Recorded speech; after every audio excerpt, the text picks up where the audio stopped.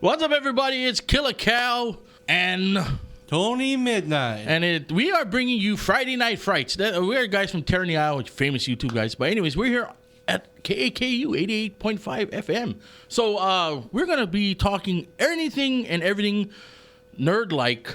Nerd-like. The nerd spectrum, as you said. The nerd spectrum. Of horror. And today we're going to bring...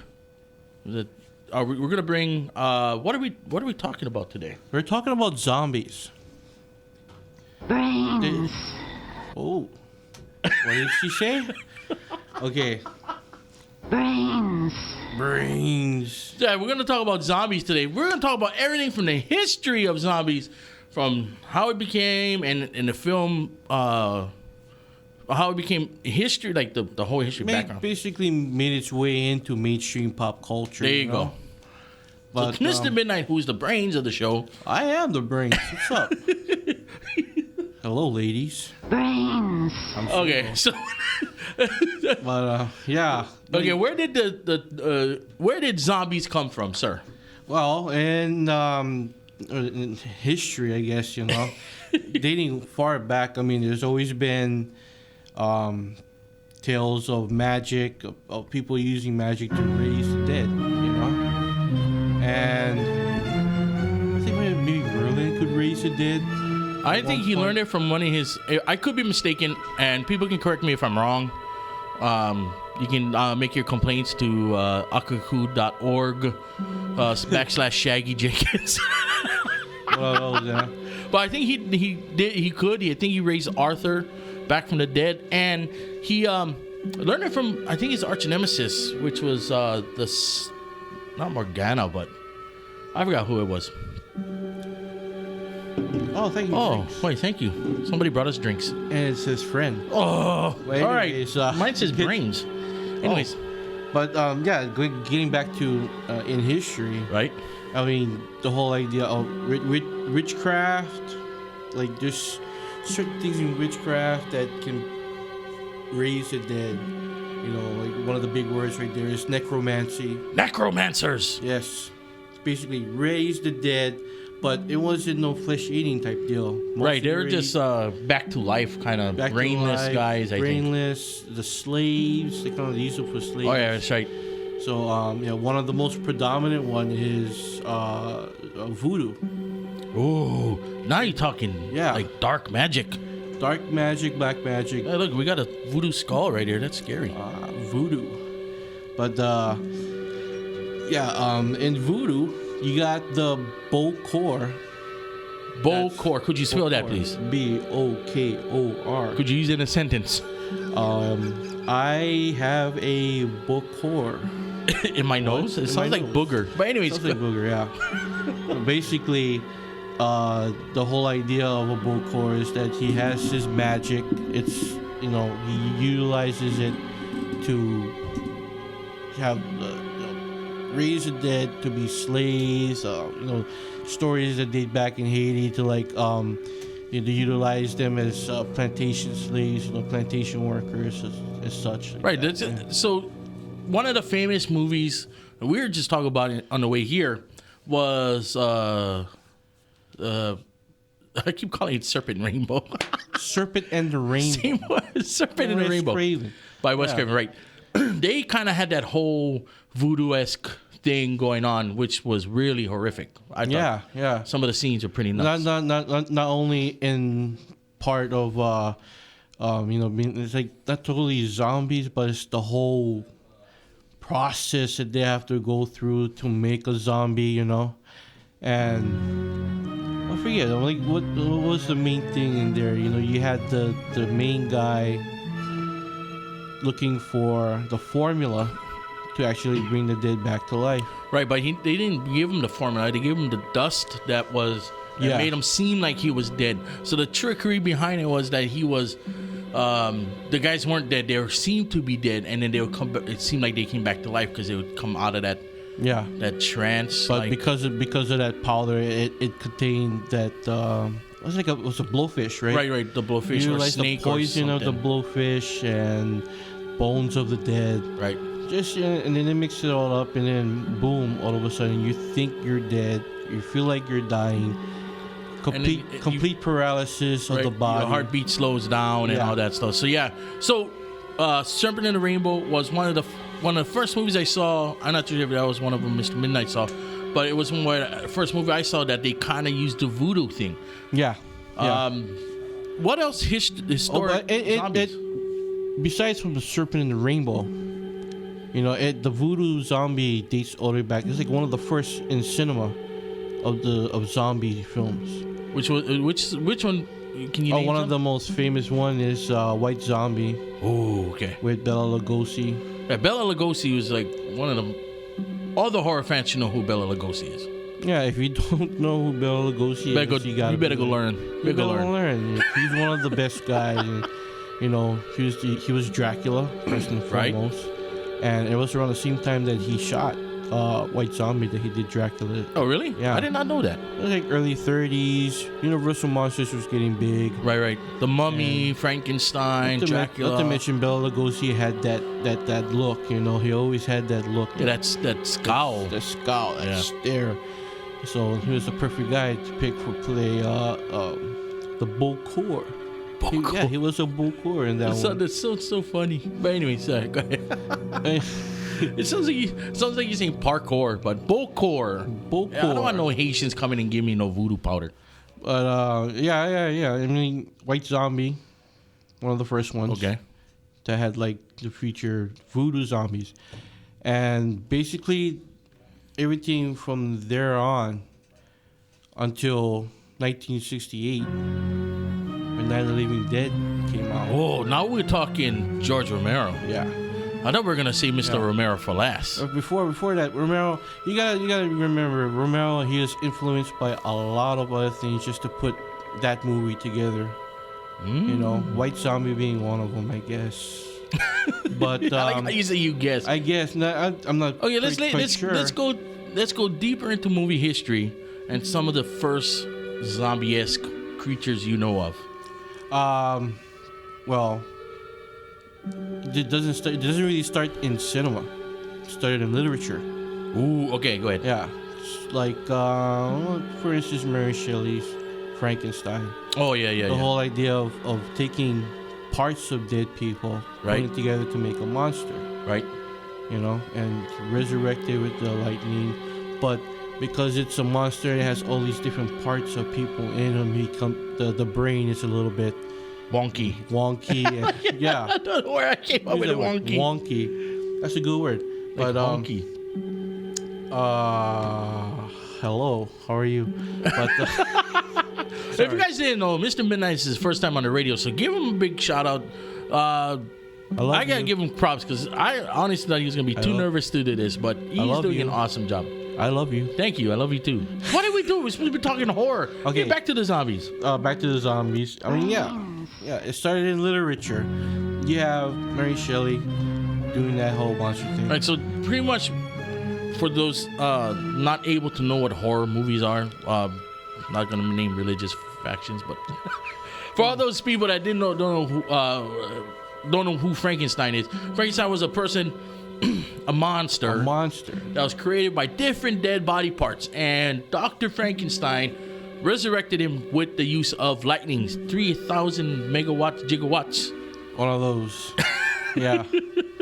But yeah, brought him back to life, but because he was a dead person, his brain was shot, only could be, and it was revived.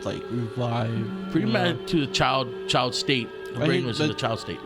From that point, it's like, the whole medical science experiment deal, right? Mad scientist deal. It all stems with that stuff. But then, after Mary Shelley came out with the Frankenstein book, there was a string of other books. I mean, like Edgar Allan Poe. Oh yeah. Had the idea of the dead coming back to life, to take revenge and stuff like that. If you go, Mary Shelley was before Edgar Allan Poe or after? Before. Oh, okay. Pretty sure before. And then Raven is my favorite. Yeah, and because of those guys. Oh. Because of those books, basically it influenced another author who completely took horror to another level, and he featured dead resurrection and stuff like that in his books, and that's Mr. Howard Philip Lovecraft. Oh, Mr. Lovecraft. H.P. Lovecraft. H.P. Lovecraft. Okay. He came out with a book. Well, not a book. It's more like a story of Herbert West's Reanimator. Oh. Here's the mad scientist theme, taking it to another level. He's basically like a Frankenstein, but he's working with actual dead bodies. Wait, wasn't he trying to resurrect his girlfriend or something? Yeah, I think Or it his was wife like or that. something? But wait, I forget. Okay, H.P. Lovecraft, right? We're talking about right. We're talking about Reanimator. yeah, but his work was so iconic. Right. You know, he was like the Romero, of film. Where Romero was like, okay, we're gonna change the face of horror. Right. H.P. Lovecraft changed the face of horror in literature. He took it a whole nth degree, though, right? He took it to a whole nother level. I mean, dimensions and portals and demons, and ancient gods, and Cthulhu. Of course, why not? That's the main guy. I'm still waiting for the Cthulhu movie to be made. It's going to be made sometime. Yeah, a Reanimator. He created this formula. He's messing with the dead. The dead are coming back to life. They're not actually flesh-eating zombies, but he kind of finds out bringing these people back to life. Their brains is a little bit wonky, of course. It's the wonky word today. We gotta don't use bad words in here. We just change it up. Wonky. Okay, so he took the whole idea of Frankenstein to a whole nth degree. Yeah, a whole different level. Raise the dead, but the dead, their mind is all twisted. I mean, you're basically bringing back a dead brain, right? And it's not gonna be the same. And these reanimated corpses kill. They kill. They maim. They don't eat anybody, but they're violent. They're violent. Right. They're violent corpses, walking corpses. Corpses. Yeah. He said corpses. I said corpses. But yeah, I mean, going from Lovecraft, you work your way in, and during the 50s and 40s and the 50s, you had your voodoo zombies, right, in films, but also in comic books. I love comic books too. So right. Another one worth mentioning in the zombie realm is EC Comics and their Tales from the Crypt. Tales from the Crypt. Vault of Horror. Some of those stories are based on Lovecraft stories. Oh, really? Yeah. Nice. And I didn't know that. I remember the movie. I only think I read one comic back in the day, but I remember the movie. The movie, not the TV show, the original movie from the 70s. Yeah. That was crazy. You remember there's that story of the dead man coming out of the grave, digging his way out of the grave, taking revenge on the people that wronged him. Yeah. He's like a superhero zombie, like the Crow, but decayed and rotting. But the one I remembered the most is the Hitchhiker. The Hitchhiker. Remember that one?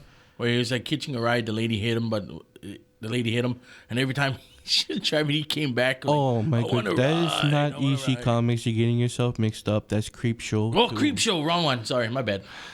But that's a zombie. It's a zombie. But it might have been a story in EC Comics. Who knows? Because EC Comics did so many tales in comic book form about the dead coming back to life for revenge.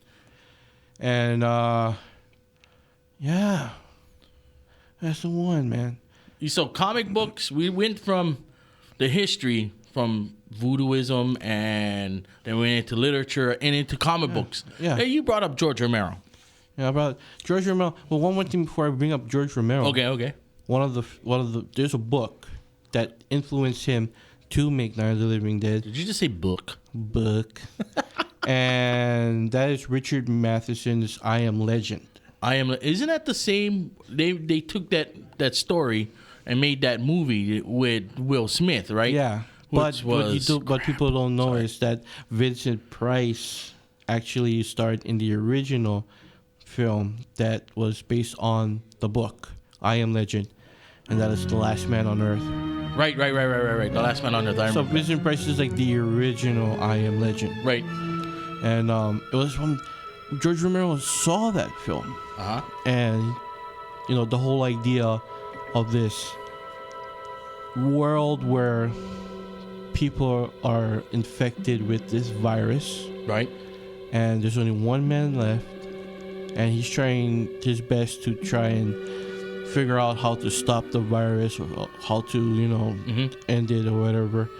And his house in the film, Last Man on Earth with Vincent Price, his house is boarded up. Right. And he roams around during the daytime. At nighttime, he has to be back at the house.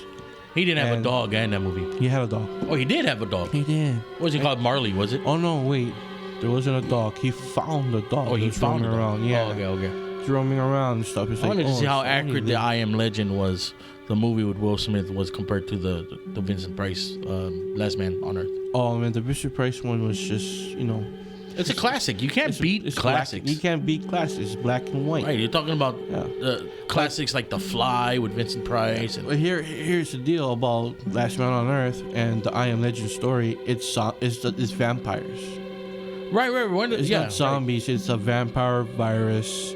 They need blood, but they kind of they're maybe vampire zombies, kind of a deal. Vampires are kind of in a sense zombies. They're the walking. Yeah. Undead, I guess you can say. Not to mention, there's just several stories where where vampires have the magic that can actually raise the dead themselves. Right. So but in a sense, they're not zombies, but they were dead people walking the earth and glittering in the sun. No. Please don't bring up Twilight. No Twilight here. No Edwards. Sorry, I'm a Jacob guy. But yeah. Nah, I'm just playing. Get back onto the subject. Back on track. All right, here we go. But Romero saw Last Man on Earth. Okay. He liked that idea. And he basically got a group of friends together and he was like, hey, let's make a movie. Let's make a science fiction film, horror film, something easy, something cheap to make, And it turned out to be one of the biggest, iconic, changing the face of horror films. Night of the Living Dead was one of the best horror movies ever made. It was scary for its time, and the story basically, is tragic. It's sad. It's really sad. But how sad? How sad. Have you seen this film? What, Night of the Living Dead? Yes. Yes, many a times. And the black and white and the colored. And how does it end? It's pretty sad. Yeah, it's pretty sad. But, you have that whole storyline going on of these people trapped in a house, and the dead have risen from the grave, right, or they're recently dead, and they're out for flesh. They're out for flesh. For what? Flesh. They weren't out for brains. No. Oh my god. We'll get into that later on. We're talking about Night of the Living Dead right now. Right. So, yeah, this movie changed the face of horror, basically. Wasn't one of the taglines during that stuff, watch out for the flesh eaters or something like that? Because they were only about eating flesh back then, right? I saw one of the advertisement taglines was something about the dead flesh eaters or something. I can't remember. I'm not too sure. You're the historian, man.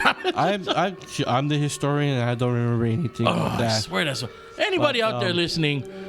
Hit us up on either YouTube or here on akaku.org /Shaggy Jenkins. Ask us the question answer the question. Did they ever have the advertisement back on Night of the Living Dead? Something about flesh eaters. I swear I saw that in an old okay, comics. Wait. I think I think the title was gonna be Night of the Flesh Eaters. Yeah. Oops. Did you hear that? And here's the thing about Romero too. He didn't refer to them as zombies. He always thought of them as ghouls. Ghouls. Right. Yeah. Yeah. The ghoul flesh eaters or something like. See, I remember because ghouls. That's what triggered that. See, now you make me think. Don't make me think, man. Stop it. All right. So, Night of the Living Dead. Night of the Living Dead. Yeah, it changed the face of horror, and it changed the whole idea of the zombie or the Living Dead. You know? Or the ghouls. Or the ghouls. Yeah. And then yeah, I mean, when that movie came out, it wasn't even that popular. People weren't hearing about it, and then it popped up in small little theaters here and there. Right. And then everybody started going, "Oh, we gotta go and see this movie. This movie is intense. This movie is horrifying and horrific and controversial at the same time." I mean, this is one of the first horror movies that had a leading black man. Right. What was his name? Ben. He played the guy played Ben. I forget his real name. Oh, I'm historian. I know the character's name was Ben. I'm supposed to be like the friggin'. I know. I kind of threw you off there with the whole. I asked him earlier this week, "Hey, can you do some research on zombies?" Since we're talking about zombies, so he did this external research on the history and everything in there. I'm sorry. Was the guy Ben who played Ben? I was like, I didn't research that. God. I think his name was Dwayne Jones. I say something like that. Why gotta be Jones? Why can't it be Johnson? I don't know. Anyways, we're always getting off a topic here. What's going on? That it wouldn't be Killer Cow or Tony Midnight if we didn't go off topic every time. Because if we stayed on topic, it would be boring. Yeah. So we're gonna throw stuff out there. I mentioned The Fly earlier, which is not even a zombie movie. We have random Tourette's. That's what's going on here. Random Tourette's. That's what's happening. If you ever watch our YouTube channel, Wolf House 808, yeah, I'm gonna plug it. Wolf House 808, Terror in the Aisle. We host a show there, and he came up with a thing called Random Tourette's, and boy, he refilmed it. It is awesome. So yeah, we're gonna have some Random Tourette's on our show, so it won't be extra boring, if you will. TARDIS. The TARDIS. I only have all I want for Christmas is my 2 front teeth. You can't be a good zombie without any teeth, then. Yeah, you'd be one of the. You can put me in a zombie fight club. Take out my nails and my teeth, and and just scrap out. Oh yeah, Night of the Living Dead. Yeah, it was controversial for the time. Right. I mean, you feature they have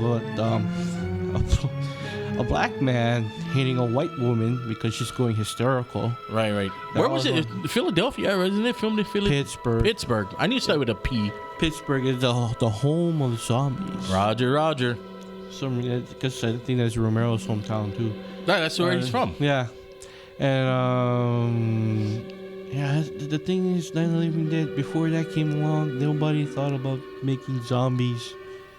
These flesh-eating types, and then Romero comes out with Night of the Living Dead, right? And basically now the zombies are gonna eat your flesh kind of deal. They didn't talk; they just gonna eat your flesh. But what was I saying? So random Tourette's. Okay, so you were talking about Romero's transformation of zombies into. So after Night of the Living Dead, was there any other zombie movies before Return? There was. Okay, not before Return. Before Dawn. Dawn. Was Dawn first? I thought it was Return. Dawn was just a sequel to Night of the Living Dead. That's right. Dawn, and then there was. But in between that space, 1968 to 1978. Right. He had about a good 10-year span before anything. 10-year span before they made that sequel. But in between that, there were zombie films. Right. There were zombie films that copied Night of the Living Dead and were semi-successful. Right. Wasn't that's the reason why he made Day, right? I mean, Dawn. Was to answer the whole, bro, you guys stealing my idea. You're stealing my idea, bro. What you guys doing? I'm going to show you how to make one zombie, cuz. Let me show you, bro, right there. This is how you make one. For other people in the main and listen, that's how that's how we talk. Pigeon talk. Sorry, it's bro. Broken English, if you will. Hey, bro. How come you never want? Could you imagine George Romero talking like a moke? Yeah. oh, bah, you gonna take the flesh, you gonna put them in your mouth, you gonna chew, and you're gonna tell, oh, brains. Okay, so anyways, back to George Romero answer to those other songs. Yeah, because it was successful. Those other movies are kind of a hit. They're a hit. They're cult classics. But what was funny in an interview, I forget who interviewed him, but I remember he's saying he made Dawn as a response to all those other zombie movies that were hits. Yeah. But the interview said, "Do you understand why it was a hit? Those other zombies movies were hits." And he was like, "No, I don't understand why." He said, "Because they followed your formula and they were fans of your film." Yeah. And that made him go, "Oh." But you know what? You know, if it wasn't for those other zombie films that were semi-popular compared to Night of the Living Dead, we wouldn't have Dawn or Day. We wouldn't have. Or Return or anything like that. He would have just done something else. But he was doing other films in between. Right. Yeah, like the vampire film Martin and the Crazies were kind of like zombie thing, but it's more like somebody made a remake of Crazies, right? Yeah, they did. Yeah. Yeah. We'll talk about that later. We'll talk about that another one. But you had all these movies in between. You had The Blind Dead coming out of Spain. Right. Tombs of the Blind Dead, where it's just the skeletons in the cloak, the Knights Templar. Not the hopping zombies. No, there wasn't hopping. There's That's Chinese. That's the Chinese zombies. Hop. If you guys ever go Google search that, it's funny. It's the most funny zombies. I mean, it's scary to an extent, because I guess back in the day, if you seen a hopping dead person, they would come out of caskets and they would hop with their hands extended, and it's quite a few kung fu movies that utilize that zombie idea. Right. So even kung fu movies use zombie films. Name a few. I know we watched Kung Fu Zombie. Which is the most obvious. Of course, it's one of the best ones. You want to? Oh, is there such thing as a zombie movie with kung fu? And you just see kung fu zombie. Then you get Kung Fu from Beyond the Grave. You got Sammo Hong's film. What's the name? Watch that one? Yeah, we did. Right. Right. I think Supernatural kind of deal. But in between Night of the Living Dead and Dawn, you had Blind Dead. You had children shouldn't play with dead things. Oh, and really? that one is like, that was freaky. It takes a while for the zombies to kick in, because you're watching these people kind of reenact a satanic ritual. Right. And then it brings the dead back to life, and it's like, what? You have to wait, and it's so low budget. It's just like Night of the Living Dead. Yeah, it was creepy though. Yeah. You gotta watch that one again. Yeah. We should do a review on that one. Oh, thanks for torturing me. Michael. That's not the one. You're talking about Burial Ground, man. You're getting off topic here. No, I'm not talking. No, remember you tortured me with Burial Ground? I did, didn't I? Torture me with... Children Shouldn't Play with Dead Things is a good movie. No, right. I remember we watched it, and you said, "Oh God, trust me on this one." And I was like, "Is it like Burial Ground?" You're like, "No, it's not." So we watched it. It was really long. You fell asleep. Not during Children Play with Dead Things. Yes, I think you did. No, it was with Michael. You fell asleep on that one? Well, Burial Ground, yes, I did, because it was until you like nudged me and you were like, "Okay, dude, watch this part. Watch this part. You kept doing that. Look, it's a 30-year-old midget. Right. Nothing against little people, but it was a 30-year-old little person playing a 12-year-old, 10-year-old boy, and you obviously knew he was older. And it was in Italian, right? It was Italian horror film. Yeah, when it comes to Italians, they love to not rip off, but really kinky, because it was really freaky kinky. It was like low budget and everything, and the zombies were like wearing Halloween masks. No, it looked like was it? Didn't it look like paper mache mask? Something like that, yeah. Like paper mache. But it was the storyline was the kid had powers or something. I forget. The kid didn't have any powers. He was just a creepy little kid that wanted to have sex with his mom. No, right. I was gonna bring that up, but yeah, it was a creepy weird. Little kid that wanted to have sex with his mom. But how come the zombies didn't attack him until the end? Wasn't there a reason? No. No, There wasn't. maybe they just avoided him because he was just creepy. You're just a creepy little midget guy. Yeah. Little people, man. Little people. Then he gets bit. He dies, and the mom's like, "Oh no, Michael!" And then at the end, Michael is like, "Papa's like, oh Michael, yes," he started breastfeeding, and then that was. oh that's my so- chichi, Why are you Michael. biting? What are you doing? Don't And he's bite groping. me. Wasn't he groping her thigh too? He was in one crazy. scene. I was like, So what? now we're going to see total random Tourette's. Total random. We just went off topic here. We're talking about like Italian ripoffs. But yeah, when Dawn came out, Dawn Dawn of the Dead. Oh my goodness! Talk about. Where was Dawn taking place at? What's the I think it storyline? was also in Philadelphia. No, I mean the because wasn't Dawn Day is the one at the mall, right? No, Dawn of the Dead is the one. The at the mall. mall. And Day of Day the is Dead the- is in they're underground. Oh yeah, that's right. They're in the military Yeah. bunker. That's right. That's right. Yeah. But Dawn was shot in Pittsburgh. I'm pretty sure somewhere around Philadelphia. Right. The mall that they used was the Monroeville Mall. Monroeville Mall. And it's a real mall, too. Right. Isn't Yeah. it still up? It's still up. Like, one of these days, it's like a mecca to me. One of these days, I'm gonna go there and I'm gonna like freaking walk into the mall. I swear that they all must have zombie fanatics going to that mall going, hey, isn't this where they shot Dawn of the Dead? And the mall man's gonna go, get out. Yeah. Get out. We're tired of you zombie We're tired freaks. of you zombie We're freaks. trying to sell products. I think they have like zombie walks over there too, or like zombie invasion of the mall. Right. Yeah. And, That is crazy. No, I mean, no, I know they support George Romero. I know they because they have the zombie walks and stuff like that. But can you imagine working at the mall and you're like at one of the hardware stores and they're like, hey man, I want to buy a bat. I'm going to kill a zombie because this is where they filmed it. You know what I mean? Really geek out on it. And they're like, dude, really? Yeah. Get out. Yeah. Get out, please. No. There is no zombies. There is no I will zombies turn you here. into one if you keep asking about George Romero. Just kidding.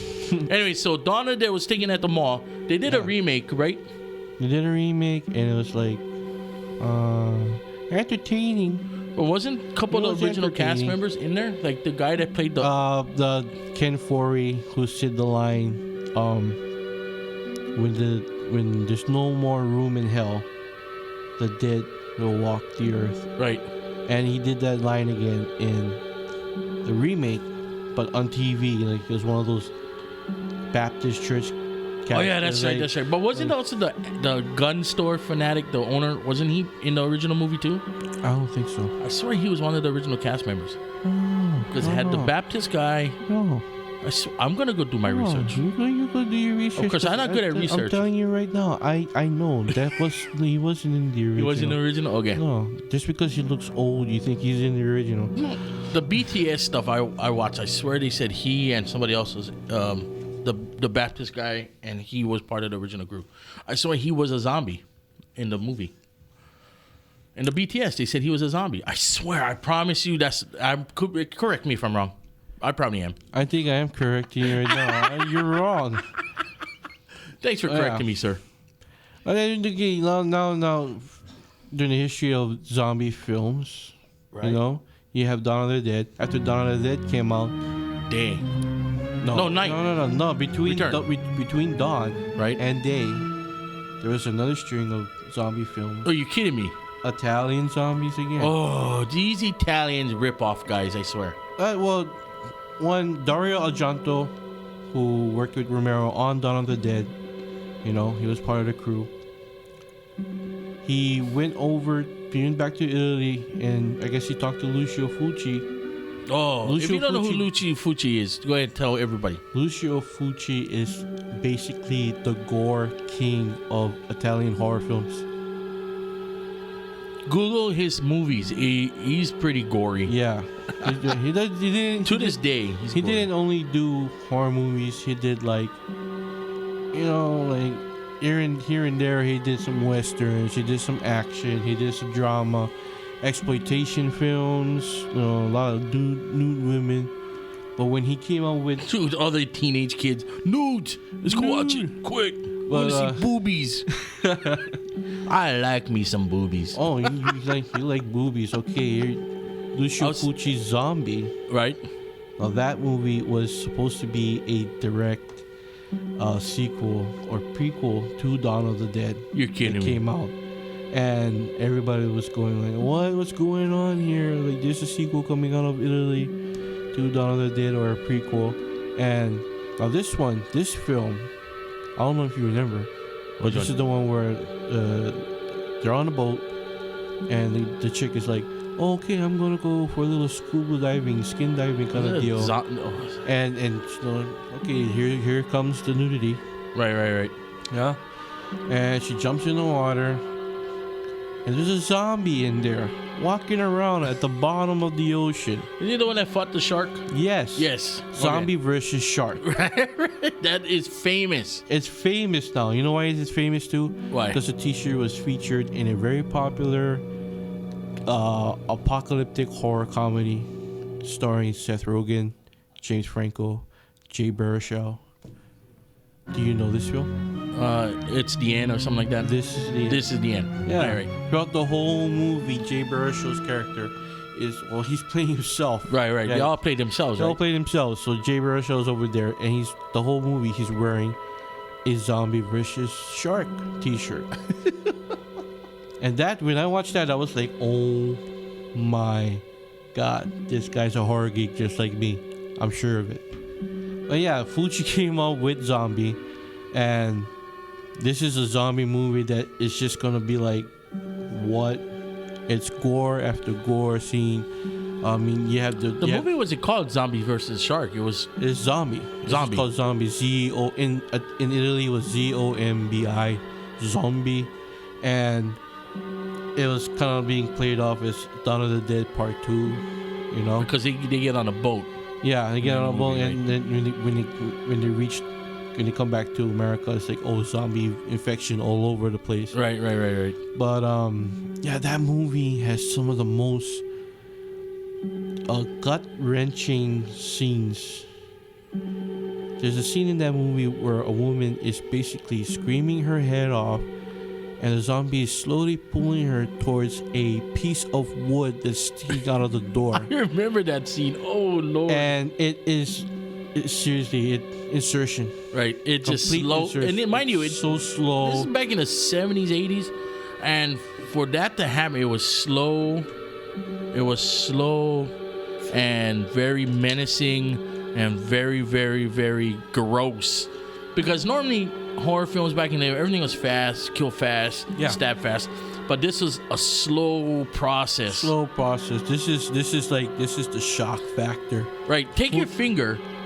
For everybody out there listening, take your finger and slowly put it to your eye, like really slow. It's gonna freak people out. Right. Now imagine if you can't move your head and it's coming to you. Dude, that, I swear, when you showed me that, I was like, that is gross. That is the most gross thing. That and the zombie fighting shark scene was pretty awesome. Here's a little fun fact for you young kids out there that watch the movie Warm Bodies. Oh God, okay. There's a scene in there, it's like, this is what you're supposed to look like, and she's showing the cover for Zombie, Lucio Fucci's Zombie film. Oh yeah. And it's like the most famous zombie picture, you know. It's got the zombie, it's got the maggots crawling all of his eyes, you know. It's cool though. Yeah, so all horror geeks, you know, they're like, okay, you watch Romero films, but you gotta get into Lucio Fucci's films. Not only did he do Zombie, he did 2 other films that feature zombies: House by the Cemetery, The Beyond, and the Gates of Hell, aka City of the Living Dead, or something like that. And cities, yeah. Whereas his zombie film, that one was like, oh, it's a virus or something's happening on this island. Right. We got to keep it contained. The other films he did were like supernatural. You talking about Supernatural, Gates of Hell opening up. Right. The dead walk the earth. So this guy pretty much was like full-on zombie guy. Just all about zombies. Yeah, not all about zombies. I mean, he had other horror movies that was like, what? but he was a master of utilizing gore. Right. Which in turn, Romero ended up doing too. Yeah. In Day. I mean, in Dawn of the Dead, he had the gore. Not as bad as in Day, though. Day was pretty. Well, Day was when the blood was actually red. Yeah. Where like Dawn of the Dead is like milky. I didn't know we had strawberry milk in our bodies. Why does our blood look like orange? Yeah. So, Day of the Dead popped up. After all of these movies came out about zombies, and I'm telling you, there is a lot of them. There is a lot of copycat stuff. You know, Burial Ground was in there. You had Burial Ground. You had Burial Ground. Oh God. You had Hell of the Living Dead. Hell of the Living Night Dead. of the Zombies. You had Night of the Zombies. That's right. And there was actually sequels to Fulci's zombie film. Zombie 2, Zombie 3, Zombie 4. Of course, you know that's going to happen. Excuse me. But Brains. I don't have to need that. That's what you're gonna do. But yeah, when it came down to Day, everybody was like, okay, we're ready for another Romero zombie film. Day of the Dead pops up, and from the beginning, from the get-go, you're like, whoa. You know, you see that iconic scene with the newspaper flying in the wind, and then it goes up against something. You see the newspaper, the dead walk, you know. Right. And then you see the freaking dude going up there, and he's like, what's going on? What? I'm just looking at you, so passionate with the whole. See the guy walking. Yeah, the guy's walking. A guy walks up and you see a zombie. It's a zombie. And you see the logo, Day of the Dead, the title. And what's your favorite scene from Day? I'm gonna tell you which one is mine. It's probably the same one. Okay. It's the screw you, eat this scene. When they're eating the guy, the military guy, and he's choke on this, or something choke on them, something like that. Right? He's getting tore up, and he's still like, he's gonna die on my meat. Choke on it. Everybody loves that, the ending scene. I mean, every horror geek was like, whoa, you know. I mean, that's the goriest part of the film. Right. I mean, the most goriest. He got tore to shreds. Oh yeah, he got ripped up. Right. Funny story about that. They're actually using real animal. Right, I heard that's when they started. Right, and they had like a Thanksgiving break or something like that, and they came back and people forgot that, you know, it was in the fridge. The fridge was turned off, so they're basically using rotting meat. Oh, that is gross. And they have to pull in there, you know, figure out the blood, the corn syrup blood will freaking, you know, get that stuff out of there, and that is gross. To take the smell away. But oh my goodness, man, it was like that's one of the most goriest scenes ever. Right. That, and then you have scenes where the zombies are ripping their face off. Yeah. Wasn't Bob in there?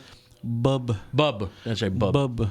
So that's like that's my one of my favorite scenes of that movie is when the Dr. Frankenstein, or they're calling him Frankenstein. I forget what his name was, but he was experimenting on the dead. Right. And Bub was his pet zombie. He was basically trying to make the brain work again. Right, he was trying to make it functional. Yeah. And I was like, what? There's a pet zombie. He's putting earphones on his head, and he's like for like a second, he's like, oh, hand, let's eat it. You know? Right. He's then he looks at him, and the doctor was looking at him, and he's like, oh, okay, I don't want to eat you then. Right, because you're my friend. Hey, you're my friend. So... Did he listen? What song was he listening to? He was listening to some symphony films, like symphony kind of deal. Okay. And Bub is like, oh, and then he turns... You do that pretty good. Yeah, and then do it again. That's Bub. That's my impression of Bub. All right, then he turns off the tape, and he's like,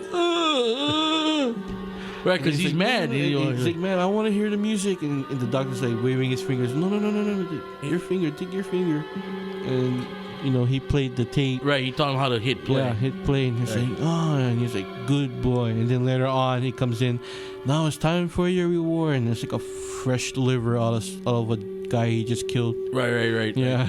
That's crazy. Like fresh liver. Here you go. You get a fresh liver. Okay, so that's Day of the Dead. Day of the Dead. Day of the Dead was like, whoa. What happened after Day? He made Return, right? He didn't make Return. Dan O'Bannon made Return. Oh, really? Yeah, I Return thought that of was the a Living Dead. Romero. It's not even like a sequel to any of the films. Really? It was basically like, it was like not a parody, but oh hey, how's it going? It's not a parody, but it was different, Right. They basically took the idea of Night of the Living Dead, and in that story, they're like, oh, Brains. you mean your brains? Yeah, they took the story of Night of the Living Dead and make it like, okay, that really happened, and the zombies are in a container in the basement of this medical supply warehouse. And then, you get the two stupid idiots going down there, go, oh, you want to see it? It's like, oh, yeah. Let's go see it, dude. Next thing you know, the gas leaks out, and they're coughing, and everything inside the warehouse, like any dead bodies or corpses that was in there, basically came back to life. Right, the little dog that was cut in half. Yeah. That was awesome. And then you had the what's the word for this thing? Cadavers, right. Cadaver inside the meat locker. Right, starts shaking. Oh, that was gnarly. Yeah, and then you have the tar man that pops out of the barrel. Oh, yeah, that's right. Tar. Brains. More brains. Yeah. And here's the interesting thing. Here, hit the brains. That's from the same movie. That's from Return of the Living Dead, yeah. but that was from my favorite zombie. But that movie really changed the idea of zombies too. These ones can talk, and these ones can run. Right, they're the running zombies and the more intelligent. Yeah, in a more sense. Intelligent. And yeah, that's the beginning. That's the first running. I like the zombies. fact that they used the explanation of why they ate brains. Because I didn't understand why they would eat brains.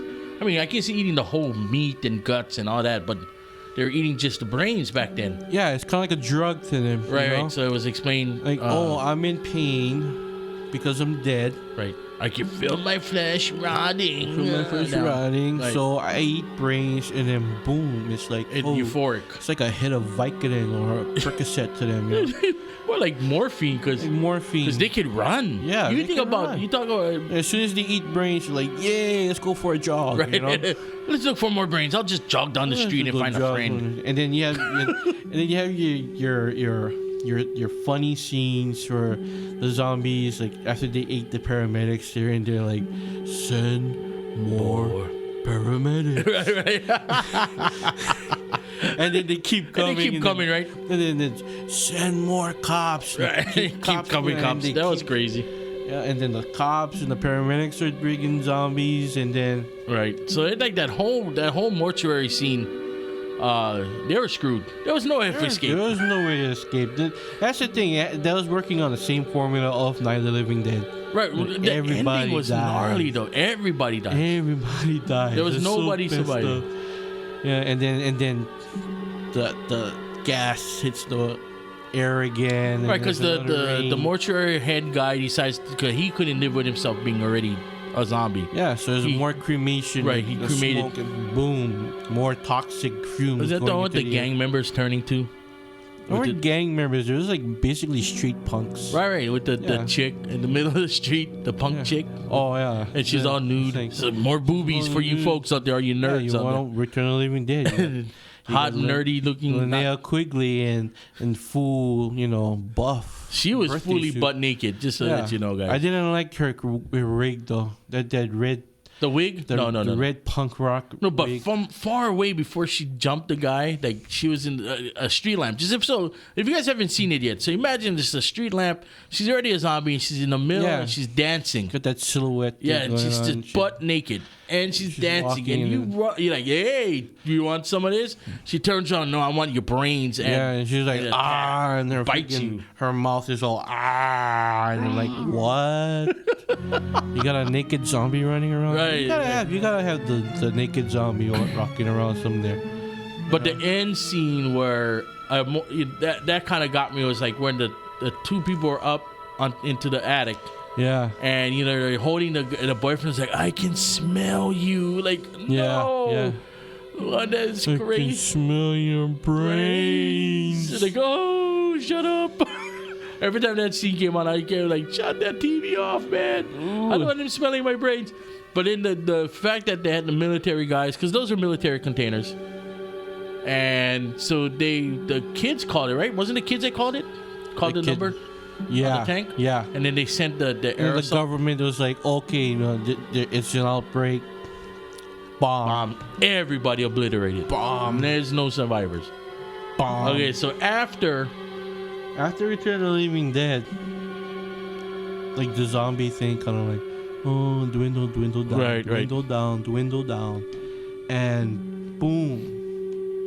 Here comes the Night of the Living Dead remake with Tom Savini.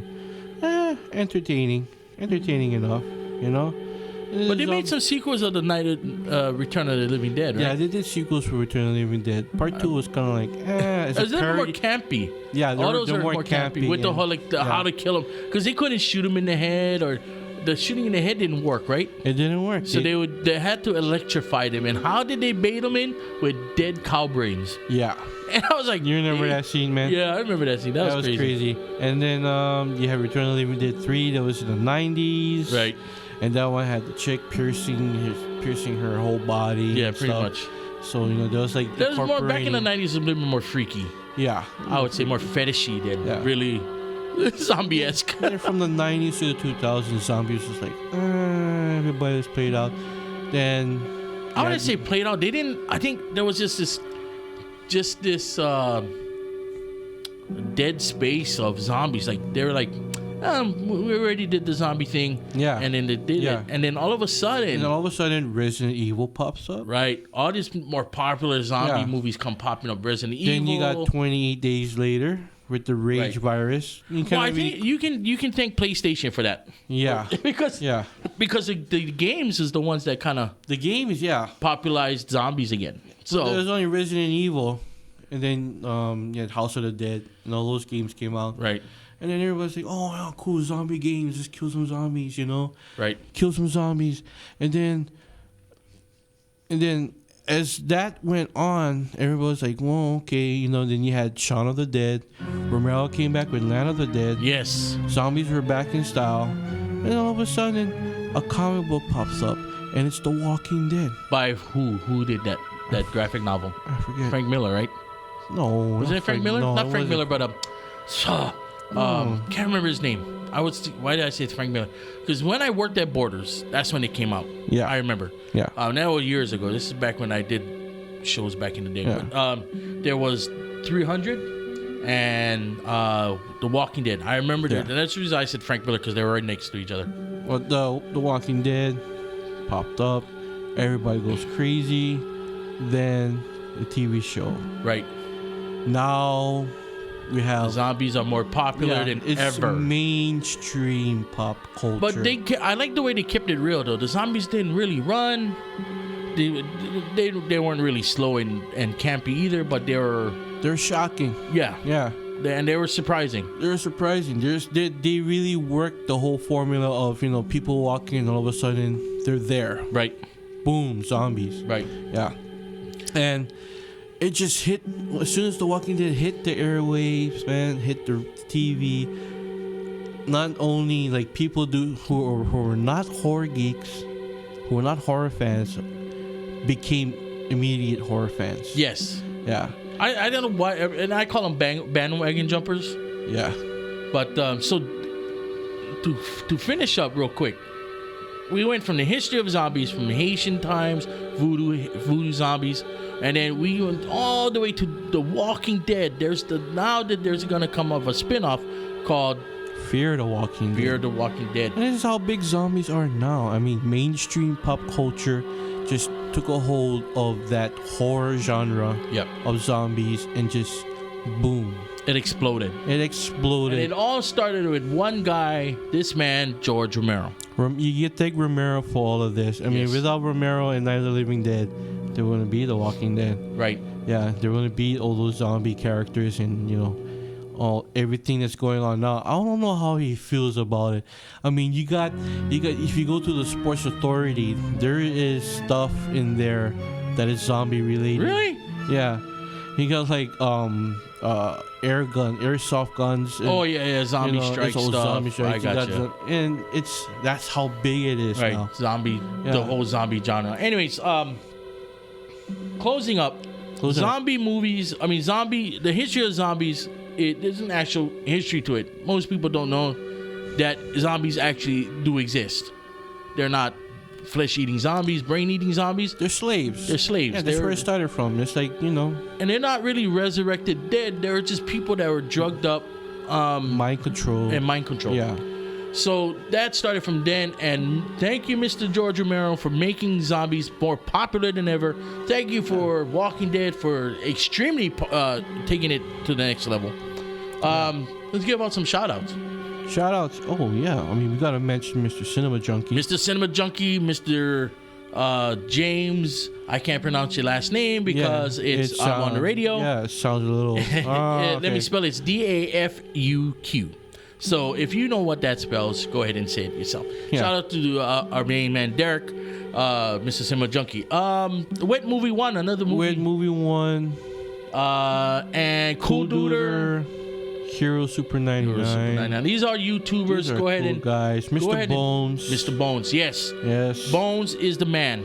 Yeah, I love his movie collection, man. He has horror movies. He has all types of action. Everything. And since we mentioned comics, shout out to Maui Comics and Collectibles. Maui Comics and Collectibles. Not trying to plug anything, but they have showed us proof that zombie horror stuff exists in comic book form.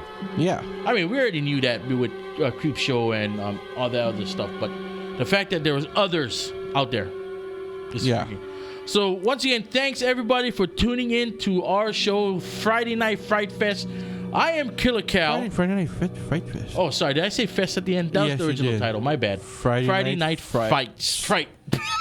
Friday Night Frights. Friday Night Fright. Friday Night Frights. Tune in every night on Fridays here at KAKU 88.5 FM. So keep you locked right here. I am Killer Cal. I'm Tony Midnight.